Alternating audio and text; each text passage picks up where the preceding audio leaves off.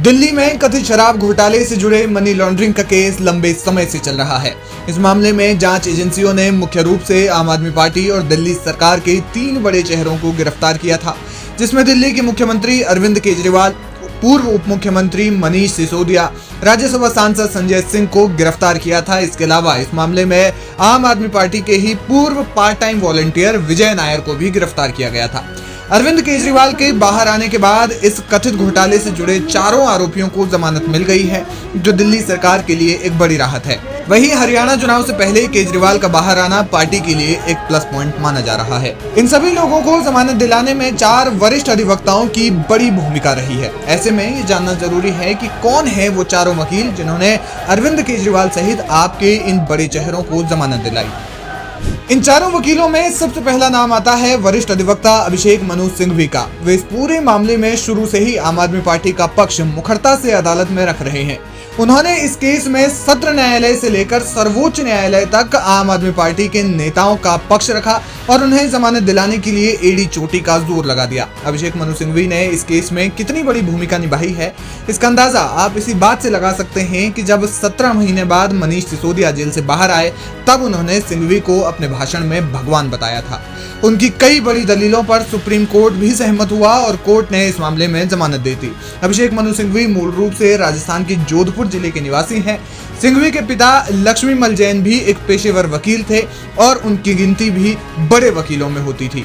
सिंघवी ने वकालत Harvard university से की है। वे भारत के सबसे कम उम्र के सॉलिसिटर जनरल थे। 1997 में जब उन्हें सॉलिसिटर जनरल का दायित्व दिया गया, तब उनकी उम्र महज 37 साल थी। इस लिस्ट में दयान कृष्णन का भी नाम प्रमुखता से सामने आता है, जिन्होंने अदालतों में इस केस के लिए पैरवी की। दयान कृष्णन को क्रिमिनल लॉ और मनी लॉन्ड्रिंग के मामलों का ज्ञान भंडार भी कहा जाता है। उन्होंने साल 1993 में national law school India Bangalore से ग्रेजुएशन किया। विदेश के कई हाई प्रोफाइल केसों में पैरवी कर चुके हैं, जैसे कि Nirbhaya rape case, Commonwealth Games घोटाला, Indian Navy war room leak case जैसे बड़े मामलों में वे पैरवी कर चुके हैं। महिला पहलवानों से जुड़े विवाद में भी वे इंडियन रेसलिंग फेडरेशन की ओर से मामले में पैरवी की। देश के जाने माने वकीलों में उनका नाम बड़े अदब से लिया जाता है। इस केस में वरिष्ठ अधिवक्ता अमित देसाई ने भी केजरीवाल की ओर से पैरवी की। उन्होंने साल 1982 में वकालत के पेशे में कदम रखा और तब से लगातार कई केसों में जीत प्राप्त कर चुके हैं। हालांकि जब सुप्रीम कोर्ट में अमित देसाई पैरवी कर रहे थे, तब कोर्ट में खासा बवाल भी हुआ था, क्योंकि मामले में additional solicitor general SV Raju ने कहा था कि एक आदमी पैरवी के लिए 2 वकील कैसे रख सकता है।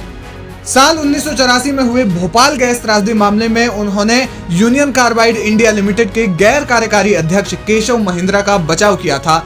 इसके बाद साल 2002 में जब सलमान खान पर लगे हिट एंड रन मामले में उन्होंने सलमान खान की ओर से कोर्ट में पैरवी की थी, तब से वे ज्यादा सुर्खियों में आए। उनके दादा और पिता दोनों वकील रह चुके हैं।